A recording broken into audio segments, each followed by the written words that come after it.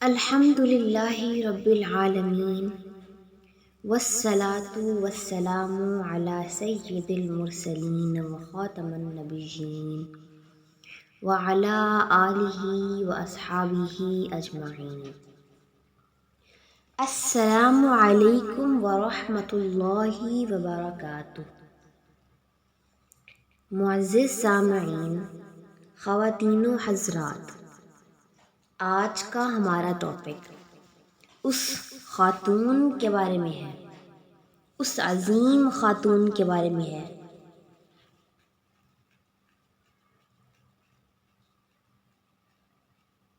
جس نے اسلام میں سب سے پہلے کسی مشرک کو قتل کیا۔ یہ کون انتہائی صائب الرائے، سنجیدہ، باوقار اور معزز خاتون ہیں جو ہزاروں مردوں پر بھاری ہیں؟ یہ کون شیر دل صحابیاں ہیں جنہوں نے اسلام میں سب سے پہلے کسی مشرک کو قتل کیا؟ یہ کون دور اندیش خاتون ہیں جن کے ہاتھوں اس اولین شہسوار کی نشو و نما ہوئی جس نے اللہ کی راہ میں اپنی تلوار کو بے نیام کیا؟ یہ ہیں رسول اللہ صلی اللہ علیہ وآلہ وسلم کی پھوپھی حضرت صفیہ بنت عبد المطلب رضی اللہ تعالی عنہا۔ مجدد شرف نے ہر طرف سے ان کا احاطہ کر رکھا تھا۔ ان کے والد تھے نبی کریم صلی اللہ علیہ وسلم کے جد محترم، قریش کے لیڈر اور اس کے ہر دل عزیز سردار عبد المطلب بن ہاشم۔ ان کی والدہ تھیں رسول اللہ صلی اللہ علیہ وسلم کی خالہ ہالہ بنت وہب، اور ان کے پہلے شوہر تھے ابو سفیان بن حرب کے بھائی حارث بن حرب، جن کا انتقال ہو چکا تھا۔ ان کے دوسرے شوہر تھے دور جاہلیت میں عرب خواتین کی سردار اور پہلی ام المؤمنین حضرت خدیجہ کے بھائی عوام، اور ان کے بیٹے تھے حواری رسول حضرت زبیر بن عوام رضی اللہ عنہ۔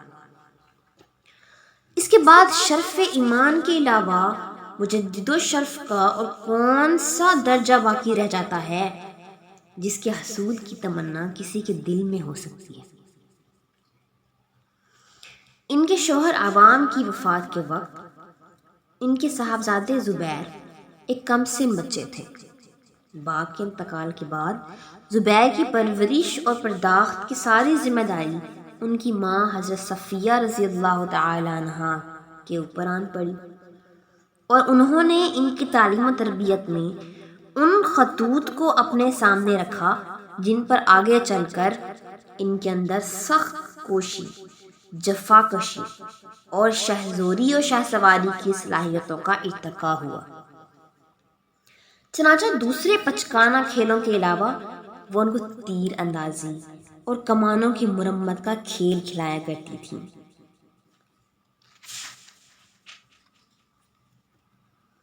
جب اللہ تعالیٰ نے اپنے نبی صلی اللہ علیہ وسلم کو دین حق اور ہدایت دے کر مبعوث فرمایا،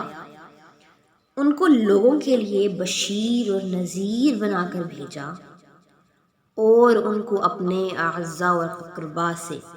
اپنی دعوتی سرگرمیوں کا آغاز کرنے کا حکم دیا، تو آپ صلی اللہ علیہ وسلم نے بنی عبد المطلب کے سارے مردوں، عورتوں، بڑوں اور چھوٹوں کو جمع کر کے ان سے خطاب کرتے ہوئے فرمایا: اے فاطمہ بنت محمد، اے صفیہ بنت عبد المطلب، اے آل مطلب، میں خدائے تعالیٰ کے سامنے تمہارے کسی کام نہیں آؤں گا۔ پھر آپ نے ان کو ایمان باللہ اور ایمان بالرسالت کی دعوت دی، تو کچھ لوگوں نے اس نور خداوندی کو قبول کر لیا اور کچھ لوگوں نے اسے اعراض کیا۔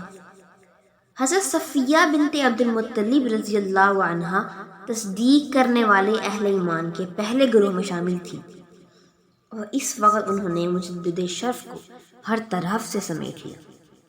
ان کو نسبی شرافت کے ساتھ اسلام کا اعزاز بھی حاصل ہو گیا۔ حضرت صفیہ بنت عبد المطلب رضی اللہ عنہا اور ان کے نوجوان صاحبزادے حضرت زبیر رضی اللہ عنہ نکاحت نور کے اس قافلے میں شریک ہو گئے اور ان تمام شدائد و مصائب کا سامنا کیا جو کفار قریش کے ہاتھوں السابقون الاولون کو برداشت کرنے پڑے تھے۔ پھر جب اللہ تعالیٰ نے نبی کریم صلی اللہ علیہ وسلم اور اہل ایمان کو ہجرت مدینہ کی اجازت دی تو بنو ہاشم کی اس معزز خاتون نے مکہ میں اپنی تمام خوبصورت یادوں اور خاندانی شرافتوں اور قابل فخر یادگاروں کو اپنے پیچھے چھوڑ دیا اور خدا و رسول کے لیے ہجرت کی نیت سے صرف اپنے دین کو لے کر مدینہ کی جانب روانہ ہو گئی۔ اس وقت حضرت صفیہ رضی اللہ عنہ کی عمر تقریباً 60 سال تھی، لیکن اس کے باوجود انہیں جہاد کے مختلف میدانوں میں ایسے عظیم الشان کارنامے انجام دیے جس کا ذکر اسلامی تاریخ ہمیشہ حیرت کے ساتھ کرتی رہی، اور ان کی تعریف میں ہمارے مورخین برابر رطب اللسان رہیں گے۔ ہمارے لیے یہاں میں سے صرف 2 کارناموں کا ذکر کافی ہے۔ ان میں سب سے پہلے کا تعلق غزوہ احد سے ہے اور دوسرے کا تعلق جنگ خندق سے ہے۔ غزوہ احد کے موقع پر حضرت صفیہ مسلمانوں خواتین کی ایک ٹولی میں شامل ہو کر مجاہدین کے لشکر کے ساتھ جہاد فی سبیل اللہ کے لیے نکلیں۔ اس موقع پر وہ پیاسوں کو پانی پلانے کے علاوہ تیروں کی درستی اور کمانوں کی اصلاح و مرمت کی خدمت بھی انجام دے رہی تھی۔ اس کے علاوہ ان کا ایک خاص مقصد یہ بھی تھا کہ وہ تمام جنگی کارروائیوں کا پشم خود مشاہدہ کر سکیں، اور اس میں تعجب کی کوئی گنجائش اس لیے نہیں ہے کہ خود ان کے بھتیجے محمد الرسول اللہ صلی اللہ علیہ وسلم، بھائی حضرت حمزہ بن عبد المطلب اور بیٹے حضرت زبیر بن عوام حواری رسول صلی اللہ علیہ وسلم بھی اس جنگ میں شریک تھے۔ اور ان تمام باتوں سے بڑھ کر اور ہر چیز سے پہلے اس معرکے سے اس اسلام کا مستقبل وابستہ تھا جس کو انہوں نے خوشی سے قبول کر لیا۔ جب انہوں نے دیکھا کہ ایک قلیل تعداد کے علاوہ سارے مسلمان رسول اللہ صلی اللہ علیہ وسلم کو میدان جنگ میں تنہا چھوڑ کر منتشر ہو گئے اور قریب تھا کہ مشرکین رسول اللہ صلی اللہ علیہ وسلم تک پہنچ کر آپ کی زندگی کی شمع کو گل کر دیں، تو انہوں نے اپنا مشورہ زمین پر پھینک دیا اور اس بھپری ہوئی شیرنی کی طرح جھپٹ پڑی جس کے بچوں پر حملہ کر دیا گیا ہو۔ انہوں نے ایک بھاگتے ہوئے مسلمان کے ہاتھ سے اس کا نیزہ چھینا اور دشمن کی صفوں کو چیرتی نیزے سے حملہ کرتی اور گرج کر یہ کہتے ہوئے آگے بڑھیں، تمہارا برا ہو، کیا تم لوگ رسول اللہ صلی اللہ علیہ وسلم کو چھوڑ کر بھاگے جا رہے ہو؟ جب رسول اللہ صلی اللہ علیہ وسلم نے ان کو آگے بڑھتے دیکھا تو آپ کو اس بات کا اندیشہ ہوا کہ کہیں ان کی نگاہیں اپنے بھائی حضرت حمزہ رضی اللہ عنہ کی لاش پر نہ پڑ جائے جو زمین پر پڑی ہوئی تھی، اور مشرکین نے مسئلہ کر کے اس کی شکل بری طرح بگاڑ دی تھی۔ اسی لیے ان کے بیٹے حضرت زبیر بن عوام رضی اللہ عنہ کی طرف اشارہ کرتے ہوئے آپ نے فرمایا، زبیر اپنی ماں کو روک، ان کو ادھر نہ آنے دو۔ تو انہوں نے آگے بڑھ کر ان کو روکتے ہوئے کہا، امی پیچھے ہٹیے، ادھر نہ آئیے، مگر حضرت صفیہ نے ان کو ڈانٹتے ہوئے کہا، پرے ہٹ جا۔ تو حضرت زبیر نے کہا، رسول اللہ صلی اللہ علیہ وسلم کا حکم ہے کہ آپ واپس لوٹ جائیں۔ فرمانے لگی، مجھے یہ بات معلوم ہو چکی ہے کہ میرے بھائی کی لاش کا مسئلہ کیا گیا ہے، لیکن یہ تو خدا کی راہ میں ہوا ہے۔ تب رسول اللہ صلی اللہ علیہ وسلم نے فرمایا، ان کا راستہ چھوڑ دو، اور وہ ان کے راستے سے ہٹ گئے۔ جنگ کے خاتمے پر جب انہوں نے اپنے بھائی حضرت حمزہ رضی اللہ عنہ کی لاش پر کھڑے ہو کر دیکھا کہ ان کا پیٹ چاک کر کے ان کا کلیجہ نکال لیا گیا ہے، ناک اور کان کاٹ لیے گئے ہیں اور چہرہ مسخ کر دیا گیا ہے، تو ان کے لیے مغفرت کی دعا کرتے ہوئے فرمایا، یہ سب اللہ کی راہ میں ہے، میں اس فیصلے پر راضی ہوں، خدا کی قسم میں صبر کروں گی اور اسی سے اجر کی امید رکھوں گی۔ یہ تھا حضرت صفیہ بنت عبد المطلب رضی اللہ عنہ کا وہ رول جو انہوں نے غزوہ احد میں ادا کیا، اور جو کردار انہوں نے جنگ خندق کے موقع پر پیش کیا، اس کی داستان بھی نہایت جرأت آفرین اور حیرت انگیز ہے۔ رسول اللہ صلی اللہ علیہ وسلم کا معمول تھا کہ جب آپ کسی غزوے کا ارادہ فرماتے تو اس اندیشے سے کہ کہیں کوئی غدار ان کے محافظوں کی عدم موجودگی سے فائدہ اٹھا کر غداری پر آمادہ نہ ہو جائے، عورتوں اور بچوں کو کسی محفوظ قلعے میں رکھ دیتے تھے۔ چنانچہ حسب معمول غزوہ خندق کے موقع پر بھی آپ صلی اللہ علیہ وسلم نے اپنی ازواج، اپنی پھوپھی اور کچھ دوسرے مسلمان خواتین کو ان کی حفاظت کے پیش نظر حضرت حسان بن ثابت رضی اللہ عنہ کے ایک قلعے میں، جو ان کے آباء و اجداد سے وراثت میں ملا تھا اور مدینے کے قلعوں میں سب سے محفوظ اور دشمن کی پہنچ سے بہت دور تھا، وہاں بھیج دیا۔ اسی اثنا میں کہ مسلمان قریش اور اس کے حلیف قبائل کے مقابلے میں خندق کے اطراف پہرا دینے اور دشمن کے ساتھ جنگی مصروفیات کی وجہ سے عورتوں اور بچوں کی حفاظت سے غافل ہو گئے تھے، حضرت صفیہ بنت عبد المطلب نے رات کی پچھلے پہر کی تاریکی میں ایک انسانی وجود کو حرکت کرتے ہوئے دیکھا۔ انہوں نے اس کی طرف اپنے کان لگائے اور اسے غور سے دیکھا تو معلوم ہوا کہ وہ کوئی یہودی ہے جو قلعے کی طرف آ رہا ہے۔ وہ قلعے کے حالات معلوم کرنے اور اس کے اندر موجود لوگوں کی ٹوہ لینے کے لیے اس کے گرد چکر لگانے لگا۔ حضرت صفیہ رضی اللہ عنہ فوراً سمجھ گئیں کہ یہ اپنی قوم کا جاسوس ہے اور معلوم کرنے آیا ہے کہ آیا قلعے میں صرف عورتیں اور بچے ہی ہیں یا ان کی حفاظت کے لیے کچھ مرد بھی موجود ہیں۔ اس حقیقت سے آگاہ ہونے کے بعد انہوں نے اپنے دل میں کہا، بنو قریظہ کے یہودی یقیناً اس عہد کو توڑ کر جو انہوں نے رسول اللہ صلی اللہ علیہ وسلم کے ساتھ کیا تھا، مسلمانوں کے خلاف قریش اور ان کے حلفیوں کی مدد پر آمادہ ہو چکے ہیں، اور ہمارے اور ان غداروں کے درمیان ایک بھی مسلمان نہیں ہے جو ان کے مقابلے میں ہماری مدافعت کر سکے،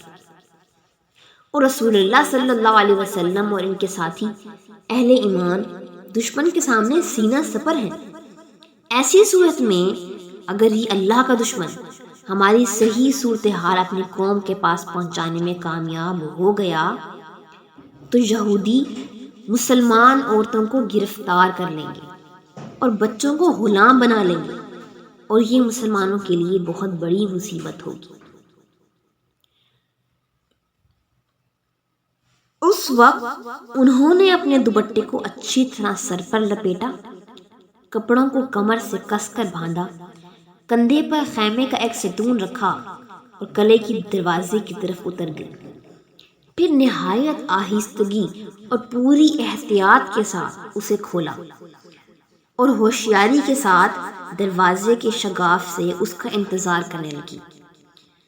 جب وہ غدار ایک ایسی پوزیشن میں آ گیا جہاں حضرت صفیہ کے لیے ان پر قابو پا لینے کا پختہ یقین ہو گیا تو انہوں نے پوری ہوشیاری کے ساتھ اس کے اوپر حملہ کر دیا اور اس کے سر پر ستون سے ایک بھرپور وار کر کے اسے زمین بوس کر دیا۔ پھر ایک کے بعد ایک مسلسل کئی ضربے لگا کر اسے ٹھنڈا کر دیا، پھر خنجر نکال کے اس کے سر کو تن سے جدا کیا اور اس کو بلندی سے نیچے پھینک دیا،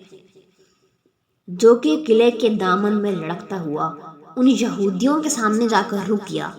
جو نیچے اسی کا انتظار کر رہے تھے۔ جب انہوں نے اپنے ساتھی کے کٹے ہوئے سر کو دیکھا تو ایک دوسرے سے کہا، ہم جانتے تھے کہ محمد عورتوں اور بچوں کو ان کے محافظوں کے بغیر چھوڑنے والے نہیں ہیں۔ سبحان۔ پھر وہ واپس لوٹ گئے۔ اللہ تعالیٰ حضرت صفیہ بنت عبد المطلب سے راضی ہوں۔ انہوں نے مسلمان عورتوں کے لیے انوکھی مثالیں قائم کی ہیں۔ انہوں نے اکلوتے بیٹے کی بہترین تربیت کی، اپنے حقیقی بھائی کی موت کا صدمہ بڑی خندہ پیشانی اور صبر و ضبط کے ساتھ برداشت کیا۔ شدائد و آلام نے ان کی بار بار آزمائش کی، مگر ہر بار انہیں ایک دور اندیش، عقل مند اور بہادر عورت پائی۔ پھر تاریخ نے اپنے بہترین صفحات میں ان کے متعلق لکھا، حضرت صفیہ بنت عبد المطلب رضی اللہ عنہا اسلام کی پہلی خاتون تھیں جنہوں نے ایک مشرک کو قتل کیا۔ اللہ سبحانہ و تعالی ہمیں صحیح سمجھ عطا فرمائے